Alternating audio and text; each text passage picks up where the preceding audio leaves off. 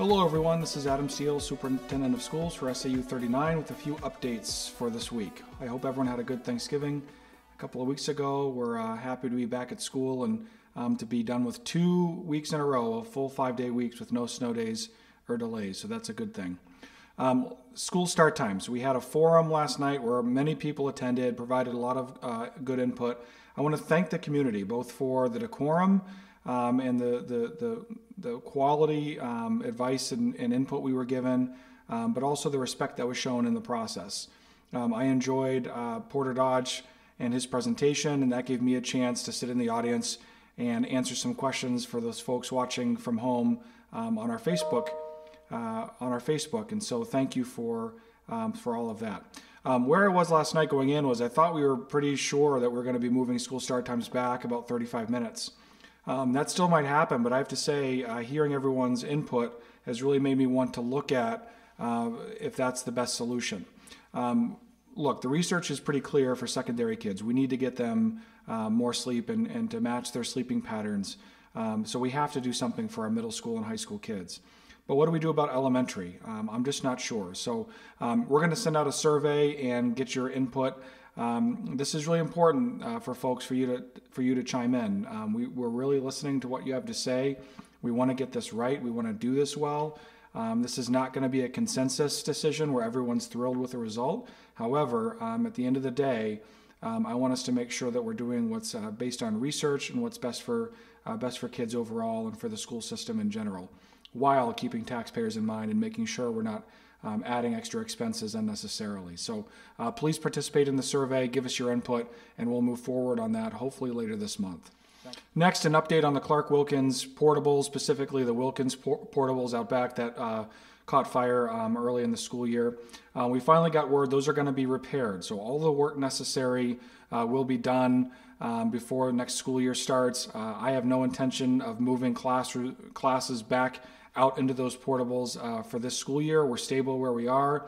It could be that if the work gets done around April vacation or so, perhaps we want to move back just for the sake of those unified arts teachers that are on carts right now.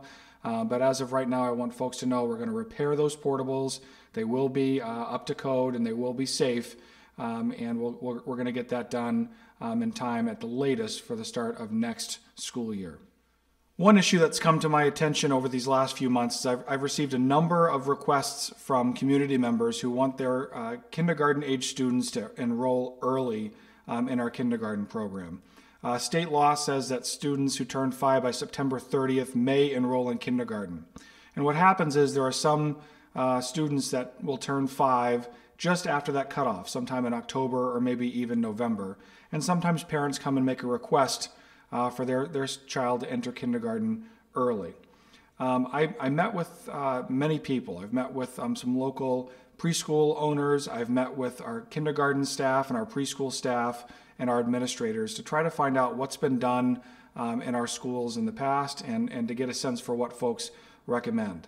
We're going to stick with a hard deadline where you have to be 5 by that September 30th cutoff.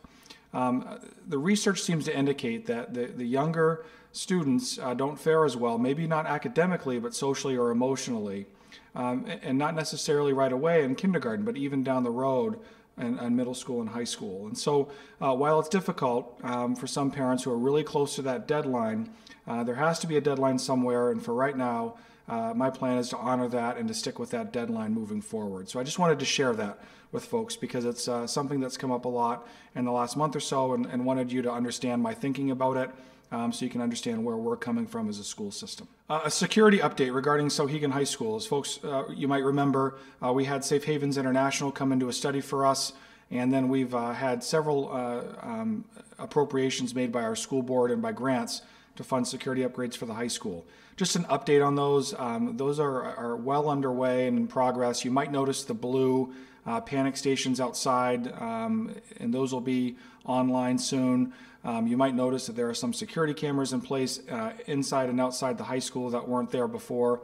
But one thing that's coming before too long is there will be a visitor management system installed at Souhegan High School where any visitor will be required to wear special badges, and that system does some things for us to ensure the safety of all those at the high school. So that is a new thing and a unique change to the high school, but wanted you folks to know that it's coming, and that should be something that you see in January. Regarding our business administrator opening, we don't have a business administrator right now. Some of us are doing double duty for right now, but we've interviewed several candidates, and we're going to continue to interview candidates as they apply until we fill the job. So just an update on that. The job is still open, and we're working on it. Just a couple days ago, the state of New Hampshire Department of Education released a new portal that's used for information about various school districts. That's a new thing for the state, and it's got a lot of information on it and is pretty helpful. So if you're interested in checking that out, here's the website, and it's also education.nh.gov/iportal. Feel free to check that out.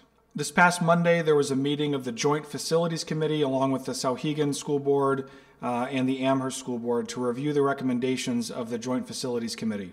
That was a great meeting, and that committee has done a tremendous amount of work over the past several months under the chair of Brian Coogan. Brian did a great job presenting the committee's recommendation.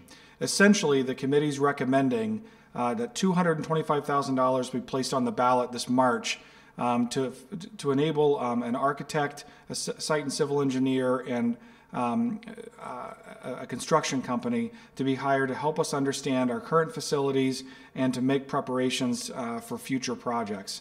And so those funds mirror the $150,000 that was passed by voters this past March on the Sauhegan ballot to do similar work. And what they'll do is evaluate all of our current facilities.